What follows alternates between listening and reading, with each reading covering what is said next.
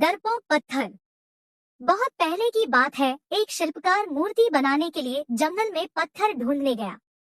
वहां उसको एक बहुत ही अच्छा पत्थर मिल गया, जिसको देखकर वह बहुत खुश हुआ और कहा, यह मूर्ति बनाने के लिए बहुत ही सही है। जब वह आ रहा था तो उसको एक और पत्थर मिला। उसने उस पत्थर को भी अपने साथ ले लिया। घर जाकर उसने पत्थर को उठाकर अपने औजारों से उस पर कारीगरी करनी शुरू कर दिया। औजारों की चोट जब पत्थर पर हुई तो वह पत्थर बोलने लगा कि मुझको छोड़ दो, इससे मुझे बहुत दर्द हो रहा है। अगर तुम मुझ पर चोट करोगे तो मैं बिखर कर अलग हो जाऊंगा। तुम किसी और पत्थर पर मूर्ति बना लो। पत्थर की बात सुनकर शिल्पकार को दया आ गई।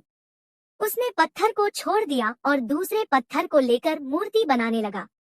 वह पत्थर कुछ नहीं बोला। कुछ समय में शिल्पकार ने उस पत्थर से बहुत अच्छी भगवान की मूर्ति बना दी। गांव के लोग मूर्ति बनने के बाद उसको लेने आए। उनने सोचा कि हमें नारियल फोड़ने के लिए एक और पत्थर की जरूरत होगी। उन्होंने वहां रखे पहले पत्थर को भी अपने साथ ले लिया। मूर्ति को ले जाकर उन्होंने मंदिर में सजा दिया और उसके सामने उसी पत्थर को रख दिया। अब जब भी कोई व्यक्ति मंदिर में दर्शन करने आता तो मूर्ति को फूलों से पूजा करता, दूध से स्नान कराता और उस पत्थर पर नारियल फोड़ता था। जब लोग उस पत्थर पर नारियल फोड़ते तो बहुत परेशान होता। उसको दर्द होता और वह चिल्लाता, लेकिन कोई उसकी सुनने वाला नहीं था। उस पत्थर ने मूर्ति बने पत्थर से बात करी और कहा कि तुम तो बड़े मजे से हो, लोग तो तुम्हारी पूजा करते हैं, तुमको दूध से स्नान कराते हैं और लड्डुओं का प्रसाद चढ़ाते हैं, लेकिन मेरी तो किस्मत ही खराब है, मुझ पर लोग नारियल फोड़ कर जाते हैं।